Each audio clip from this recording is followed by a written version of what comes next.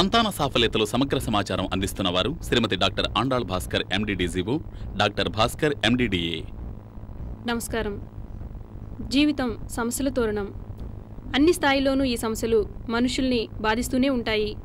సంతానం లేని విషయంలో సరే ఇది మనసును ఎంతో వేధిస్తుంది. కానీ ఏ సమస్యకైనా పరిష్కారం ప్రయత్నించడంతోనే మొదలవుతుంది. మన డాక్టర్ల విశ్లేషణతో పాటు మదిలో మాట స్కిట్స్ కూడా చూద్దాం.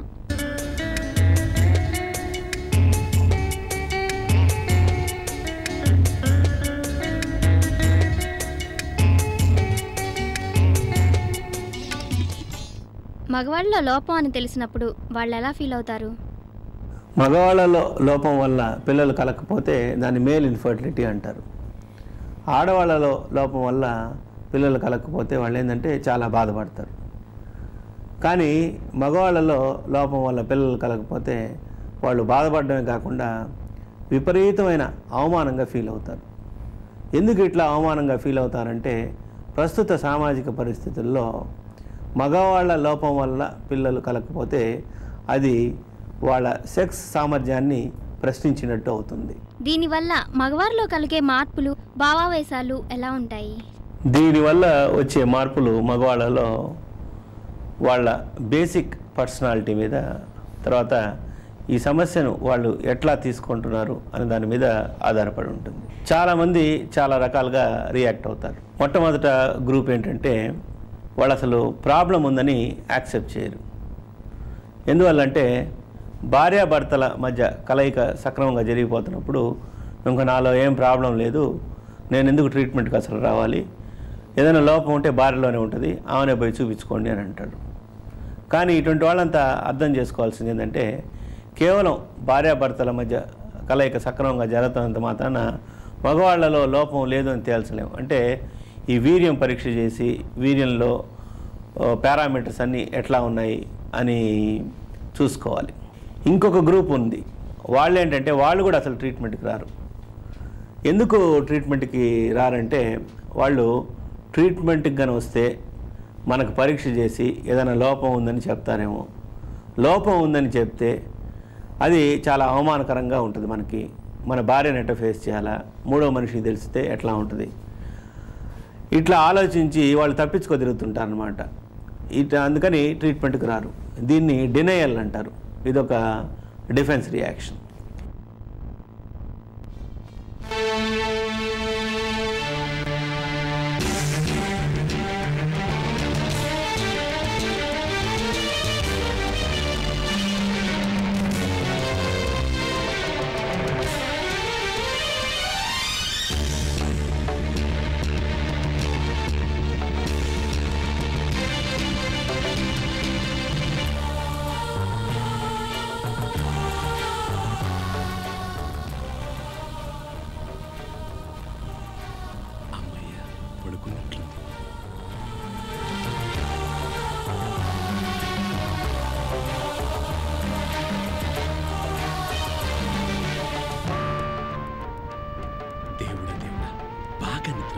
లేచిందంటే డాక్టర్ పరీక్షలన్నీ నా ప్రాణం తీస్తుంది.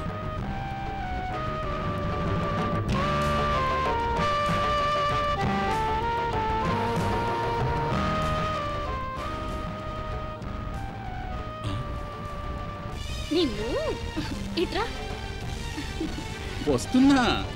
ఎందుకు తప్పించుకుని తిరుగుతారు? అబ్బే లేదే. డాక్టర్ని కలవాలన్నానా లేదా? అరే మనకేమైంది ఇప్పుడు? బాగానే ఉన్నాం కదా. మీకు పిల్లలంటే ఇంట్రెస్ట్ లేదా? ఎందుకు లేదు? మరి డాక్టర్లు మీలో లోపం ఉందంటారని భయమా? అబ్బే అదేం లేదు, ఏదో తీరికలేక అంతే. ఎంతకాలం మనిద్దరమే ఇలా? మనకు పాపో బాబో ఉండొద్దు? మరి డాక్టర్ని కలుద్దామా? చెప్పండి, నా బుజ్జి కదూ, నా మాట వినరు?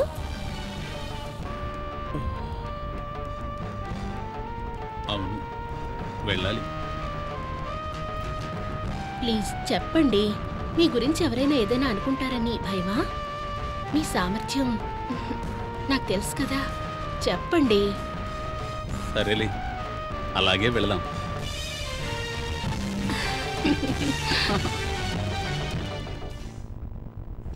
ఇకపోతే ఇంకో గ్రూప్ ఎట్లా ఉంటుందంటే, ఈ వీర్యంలో కణాలు తక్కువ ఉన్నాయి అని చెప్పగానే, లేకపోతే అసలు లేవని చెప్పగానే అది వాళ్ళకు ఒక పిడుగు పడ్డట్టు ఉంటుంది. అంటే ఒక షాక్లోకి పోతారు.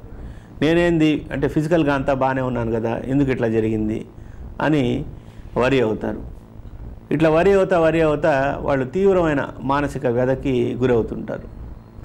కానీ ఏంటంటే అన్ఫార్చునేట్గా ఈ బాధని వాళ్ళ భార్యతో మాట్లాడుకోలేరు, తల్లిదండ్రులతో కూడా చర్చించరు. ఇక ఫ్రెండ్స్కి చెప్పుకుంటామంటే వాళ్ళు ఏమైనా ఎగతాళి చేస్తామనేమని, వాళ్ళు అవమానపరిచేటట్టు మనల్ని చూస్తారేమో అని అసలు మూడో మనిషికి తెలియకూడదు అనేటట్టు బిహేవ్ చేస్తుంటారు. వీళ్ళేమో విపరీతమైన బాధతో వాళ్ళు కుమిలిపోతుంటారు, కానీ బయటికి ఎక్కడ చెప్పుకోలేరు. ఈ విధంగా వాళ్ళు సమాజానికి దూరంగా వెళ్ళిపోతారంటే ఐసోలేషన్ అన్నమాట. ఇది ఇట్లా కొంతకాలం జరిగితే వాళ్ళు డిప్రెషన్లోకి పోయే ఆస్కారం కూడా ఉంది. అంటే విచారకరంగా ఉండడం, దేంట్లో యాక్టివ్గా పార్టిసిపేషన్ చేయకుండా ఉండడం, నిద్ర సరిగ్గా పట్టకుండా ఉండడం, ఆకలి సరిగ్గా లేకుండా ఉండడం, ఇవన్నీ డిప్రెషన్ సిమ్టమ్స్.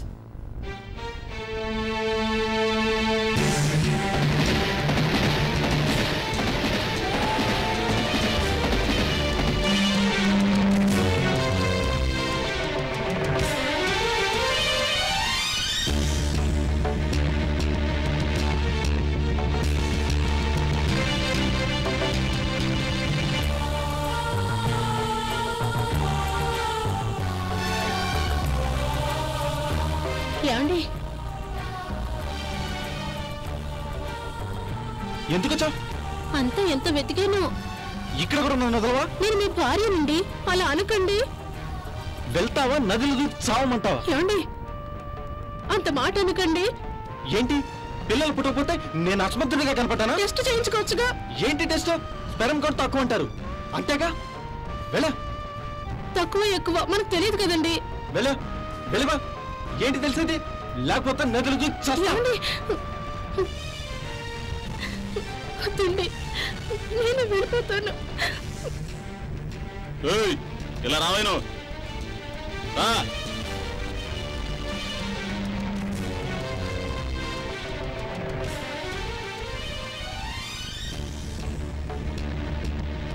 ఎందుకయ్యా భార్య నడిపిస్తావు? నీకనవసరం. అలా అనక బాబు. అమ్మా ఎట్రా చూడు ఫ్రెండ్, ఎవరో ఏదో అనుకుంటారని నీకు నువ్వే ఒంటరి అయిపోయి ఇలా డిప్రెషన్లో పడిపోయి భార్యను ఎందుకే ఏడిపిస్తావు? ఇవాళ ఒకరి గురించి ఒకరికి ఎవరికి పట్టిందయ్యా? నీకు నీ భార్య, నీ భార్యకు నువ్వు. మీకు మీరు ఆలోచించుకొని మీ ప్రాబ్లం పరిష్కరించుకోవాలి. వెళ్ళండి, ఇద్దరు కలిసి ఇంటికి వెళ్ళండి. సార్, ఇంతకీ ఎవరండి ఈ మీరు? టౌన్ ఎస్ఐని.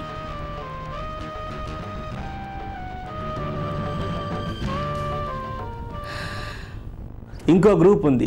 అంటే వాళ్ళు యాంగర్ అంటే కోపం విపరీతంగా చూపిస్తుంటారు. అంటే ఈ బాధ వల్ల అది కోపంగా బయటపడుతుంది అనమాట.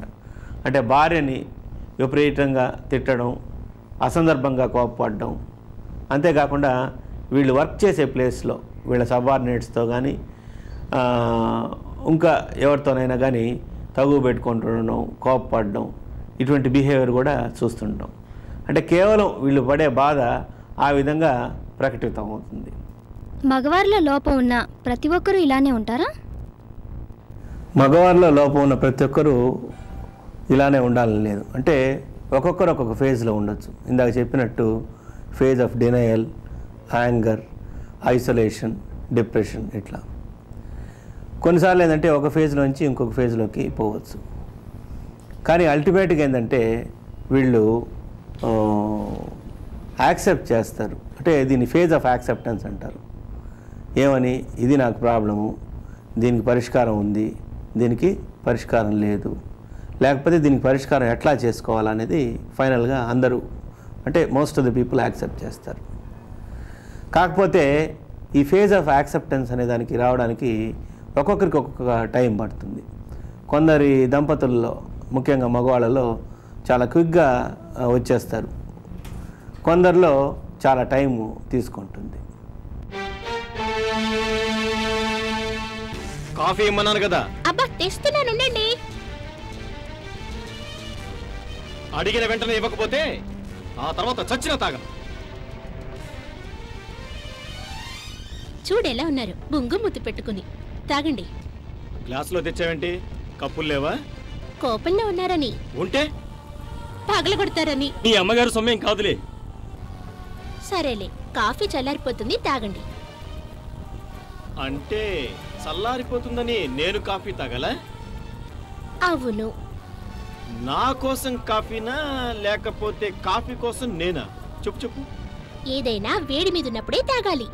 అయితే నాకు అక్కర్లేదు, తీసేయ్. అయ్యో, కాఫీ ఏం చేసిందండి? చల్లబడింది, నా బ్రతుకులాగే. ఇవాళైతే మీకేదో పిచ్చి పట్టింది. అవును, నాకు నీ పిచ్చ పట్టింది.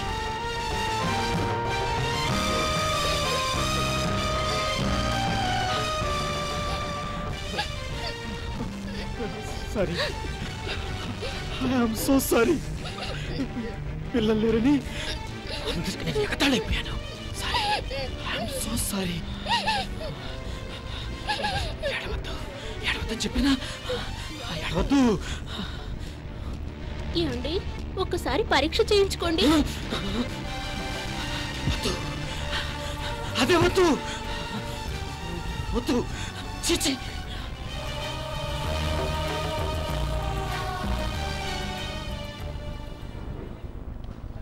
ఇది అంత బాధాకరమైన విషయమా? పిల్లలు లేకుండా పోవడం అనేది చాలా మంది దంపతులకు తీవ్రమైన మానసిక వ్యధను గురి చేస్తుంది. ఈ ఎంత బాధపడతారు అనే దాని మీద చాలా రీసెర్చ్ జరిగింది.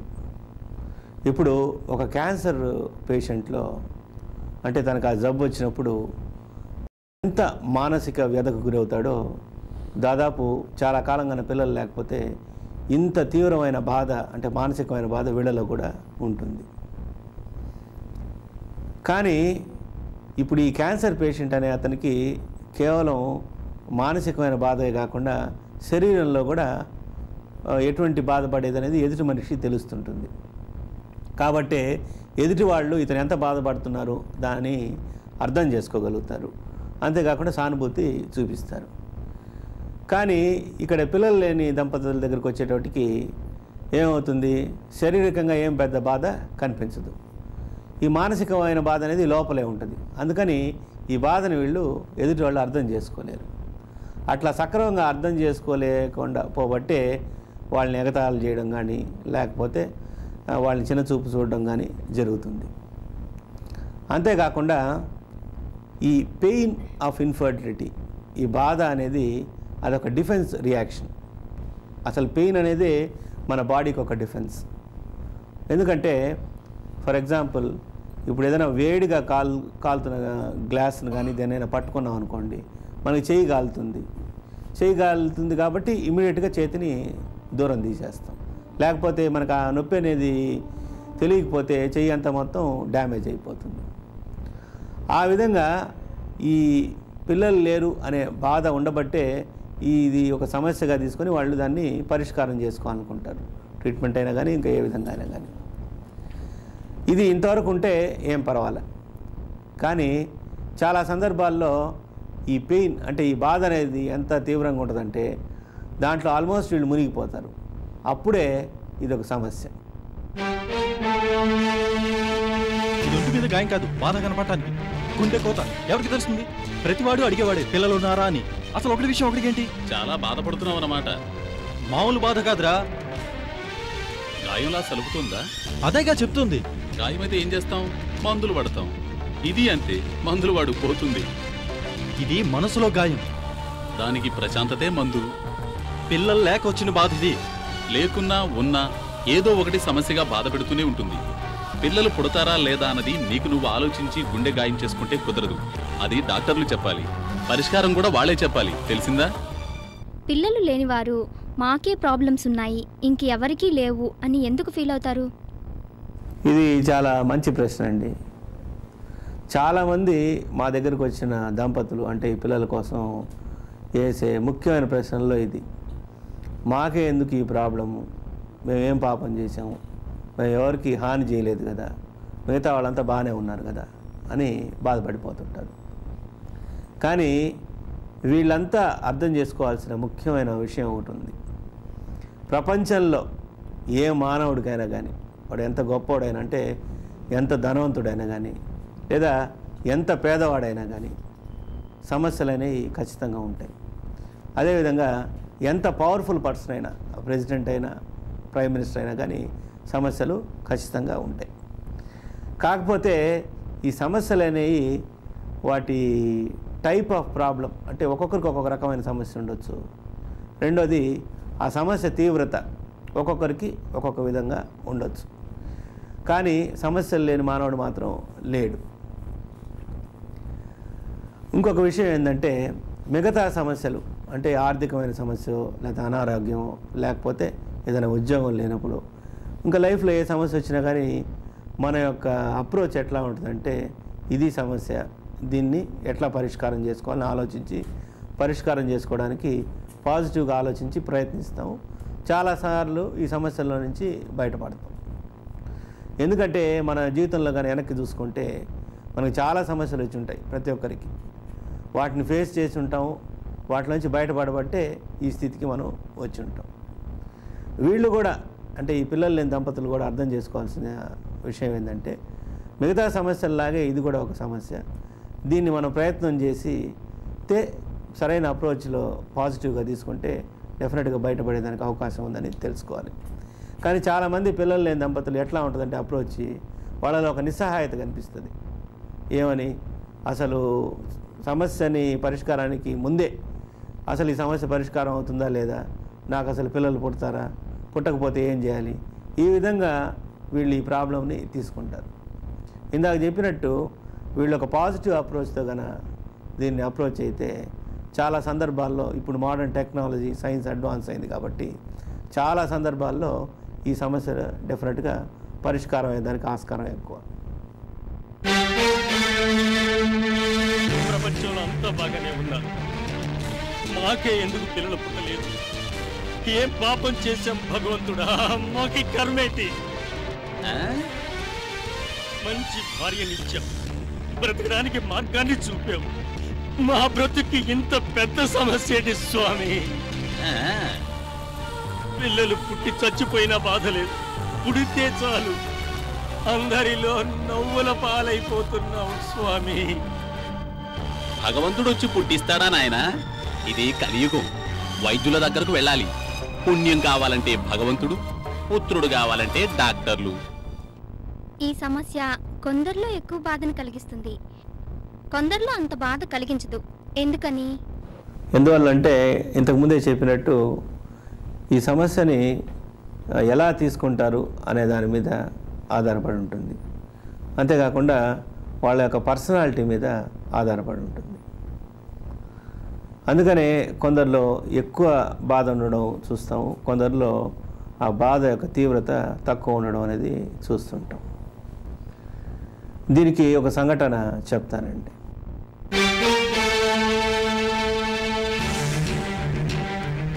నమస్కారం, నా పేరు రాణి అండి. నా పేరు భవాని. మీ పక్కవాటలకి కొత్తగా వచ్చారండి. ఎప్పుడూ రావాల్సింది, బాబు చదువు కోసం ఆగాం. మీకు పాప బాబా ఏం చదువుతున్నారు? ఏంటి పిల్లలు లేరా? అయ్యో ఇంకానా? డాక్టర్లు ఏమన్నారు? పుడతారా పుట్టరా? ఇంకేం పుడతారు? పెళ్ళై 10 ఏళ్ళైందా? నేనైతేనా పెళ్ళై నెల తప్పాను. పోనీ ఎవరైనా దత్తత తీసుకోపోయారా? Please shut up and get lost. అదేంటమ్మా అంత పాపం, నేనేదో గొడ్రాలు అన్నట్టు, ఏదో పక్కవారని. ఇంకెక్కువ మాట్లాడుకో. అసలు ఎవరు నువ్వు? మేనర్స్ లేవా? నా ఇంటికి వచ్చి అన్ని ప్రశ్నలు ఏంటి? ఏంటి మేనర్స్ గిన్నర్స్ అంటున్నావు? అలా మాట్లాడడం మంచి పద్ధతి కాదు. నువ్వు మాట్లాడింది బాగుందా? పిల్లలు లేని వాళ్ళని అలా గుచ్చి అడిగితే ఎంత బాధపడతారో నీకు తెలీదా? నువ్వెవరు అమ్మా? మధ్య నీకేంటి? నేనెవరినా? దానికి నానమ్మని. నువ్వు చదువుకున్న దానివేనా? అలా అడగచ్చా అసలు? కన్నదానివి, నీకేం తెలుస్తుంది కనని వాళ్ళ బాధ? నేనేమన్నాను? పిల్లలు లేరా అన్నాను. లేరని చెప్పడానికి ఆడది ఎంత కడుపు కోత పడుతుందో ఆడదాని వయ్యుండి ఆ మాత్రం తెలుసుకోకపోతే ఎలా? ఇక వెళ్ళి పని చూసుకో. పెడతాం, నువ్వేం చెప్పక్కర్లా. నువ్వు రా నానమ్మా.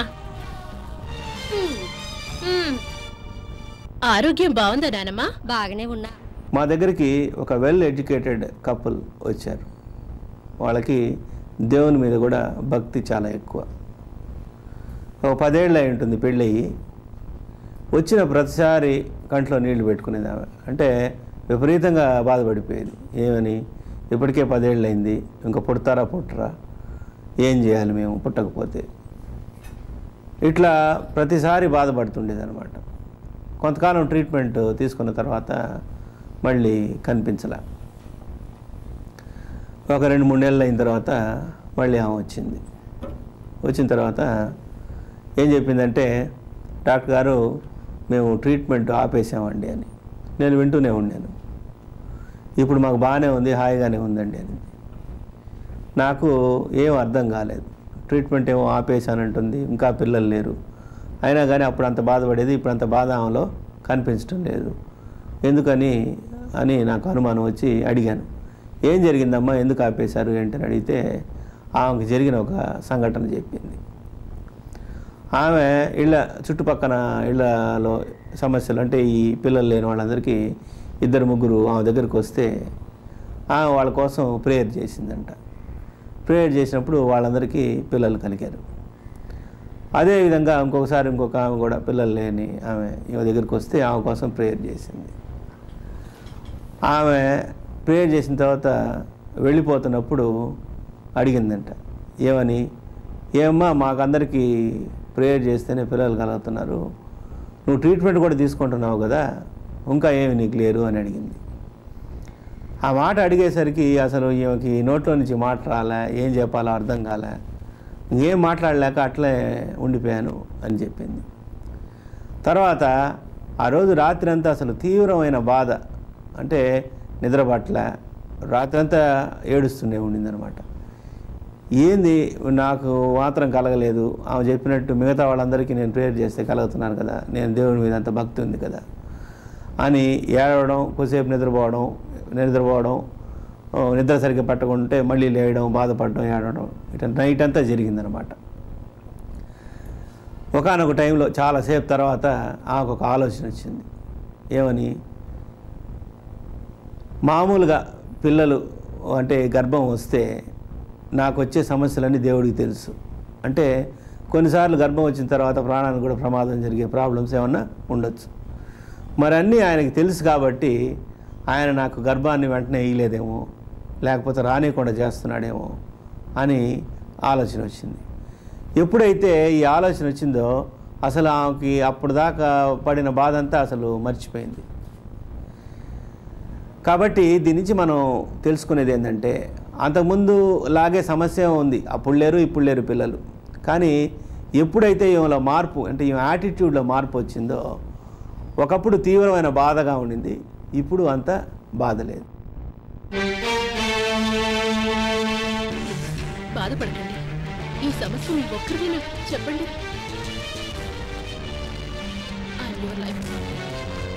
ఎప్పుడు మర్చిపోతారు, పిల్లల్ని కనేది మీరు కాదు, తెలిసిందా, నేను కదా. ఆ విషయం గుర్తుంచుకోండి.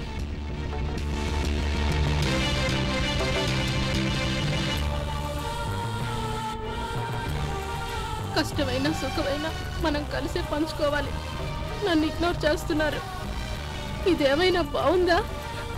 మీకే కాదండి, నాకు ఏడవడం వచ్చు మీకంటే బాగా.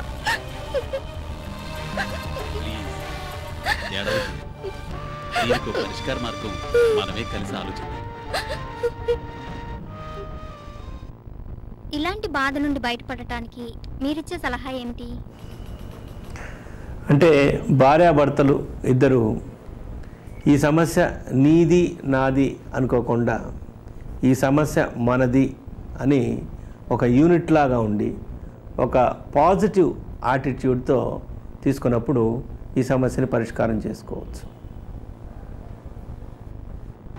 మీరు దాంపత్య జీవనం, సంతాన సాఫల్యత కొరకు సంప్రదించవలసిన చిరునామా: doctor Andala Bhaskar, Lakshmi fertility research and laparoscopy surgical centre, Raghava cine complex దగ్గర, పొగతోట, నెల్లూరు. ఫోన్ 327018.